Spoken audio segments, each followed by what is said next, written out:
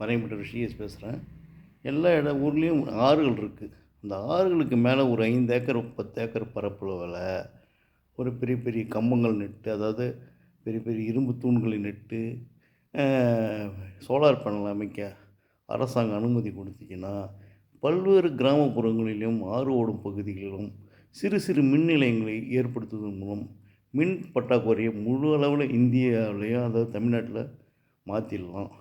சுத்தமாக மின் மின் பற்றாக்குறை இல்லாத மாநிலமாகவும், வெளி மாநிலங்களுக்கு மின்சாரத்தை விற்பனை செய்யக்கூடிய ஒரு மாநிலமாகவும் தமிழ்நாட்டை ஆக்கிடலாம்.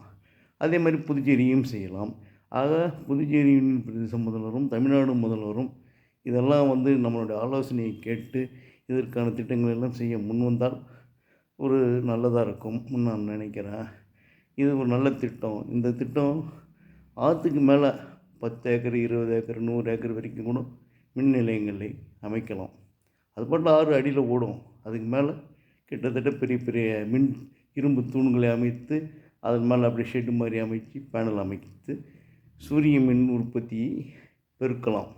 இன்றைக்கி இந்தியாவில் 8 மாதம் சூரியன் உள்ள ஒரு நாடு எதுன்னு சொன்னால் 8 மாதத்துக்கு நம்ம சூரிய சக்தியை பயன்படுத்தக்கூடிய ஒரு நாடு. குறைந்தது அந்த 4 மாதம் தான் நமக்கு இதாக இருக்கலாம் மொழி. மிச்சப்படி அதை அழகாக நம்ம சேமிக்கலாம். சூரிய மின் சக்தியை, மின்சாரத்தை சேமிக்கலாம். அதை நல்ல முறையில் பயன்படுத்தலாம். எவ்வளோ செய்யலாம்.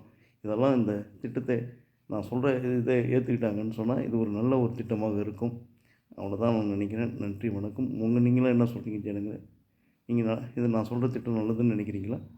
நான் எதிர்காலத்தில் மின் பற்றாக்குறையே இருக்கக்கூடாதுன்னு நான் நினைக்கிறேன். நீங்கள் என்ன சொல்கிறீங்க? நன்றி, வணக்கம்.